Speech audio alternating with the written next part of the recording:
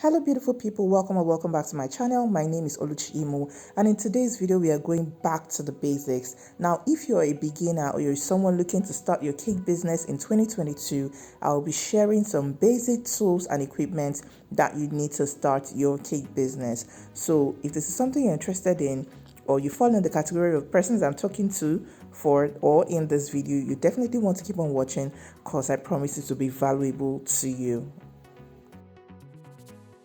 So starting off, I will be showing you my mixer, and this is what I use for my baking. You've seen it in most of my videos. It has a 7-liter bowl, and with it comes a K-beater, which I'll be showing you right now. This is the K-beater, and it also has a balloon whisk. Okay, some mixers come with a dough hook as well, but mine doesn't.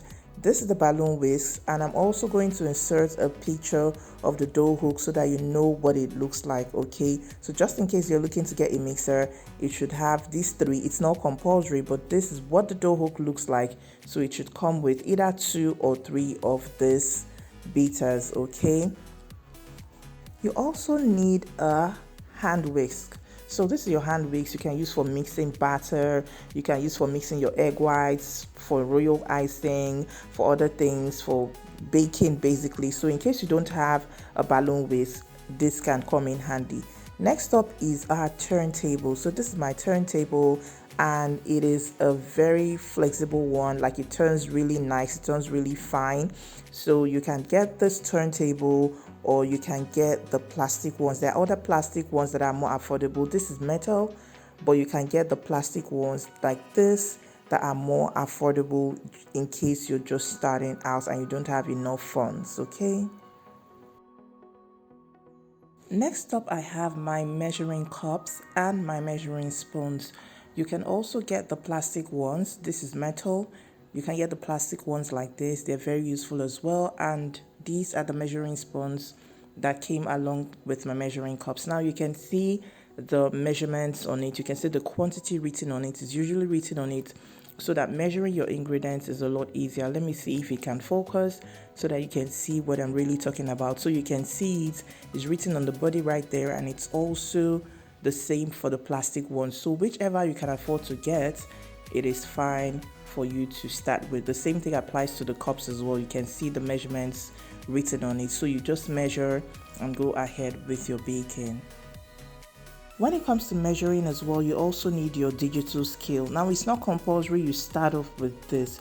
You can start with your manual scale, but this is the digital one I bought after using my manual scale, or the analog one like they call it here, for some years before getting this one. So whichever you can afford, do not put pressure on yourself. They both serve the same purpose, although it is said that this is more accurate.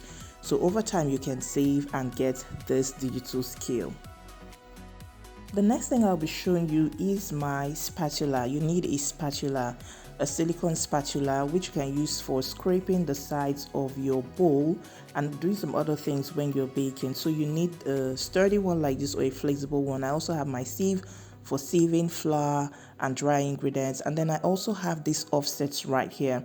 I've had this for a while, for like 8 to 9 years or thereabouts, since I started baking, and that's why they look this way. But you can get them, the small straight one or the small curved one. You also have the big ones as well. You can get them if you really want to use them, but I use just these two for now, and they work fine. You use it for smoothing the body of your cake, smoothing your buttercream and your fillings as well. I also have my rolling pins. So this is the small candle rolling pin, we call it candle rolling pin, and the big one as well. You use it for rolling your fondant. Okay, you use it for rolling small fondant pieces, your sugar paste. So this is what the size actually looks like, so you have an idea, and this is the small one right beside it. So it's very important you get these ones, or you can get the ones that are available in your location. All right, but you actually need them. Next up is my cooling rack. So I have this, is more like a fancy cooling rack. You obviously need something that is bigger than this or that is wider than this, if you can afford that to start with. So what we use this for is for cooling cakes. So I can just place my cake on it like this when I'm done baking so that it cools off. Some people also turn it the other way and place it on the rack. Whichever way works fine for you is okay. So that is what you use your cooling rack for, to cool your cakes. This right here is what you call a coupler. So it comes with the screw and also comes with the body that you insert in your disposable piping bag. So this is a disposable piping bag which you can reuse, okay, and dispose after some time, okay. So you put the big one, the big part into the bag and cut off like so, and then when you're done, you put your buttercream inside, attach the tip to it, and then attach the screw as well to keep it in place. So that's what you do for your coupler. You also need to get some tips. So this is tip 1M, very important.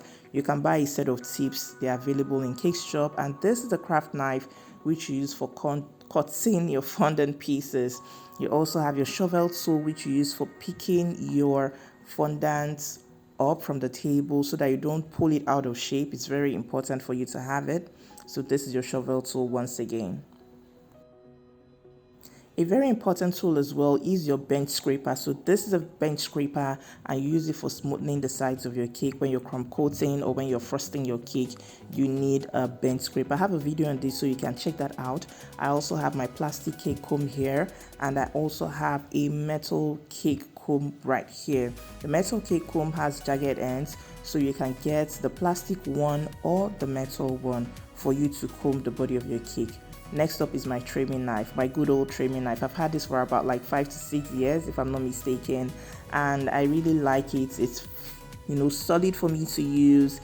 It has lasted this long, and I love the tiny teeth it has. Okay, there are some that have white suits or teeth, but I like this one because it serves me well. So this is my trimming knife, and it's very important for you to have it. Be mindful of the teeth when you're buying, okay. So these are the things that you'll be needing. I would have some more listed in the description box, okay, or I'll insert the pictures at the end of the video, but these are the basic tools. And in addition, you also need a cake pan, very, very important for you to start your cake business with. Of course, what will you bake with? So you need it very well. If you watched the video up to this point, you are the real MVP. Please drop me a fruit emoji and I'll reply back. Thank you so much for watching this Back to Basics video.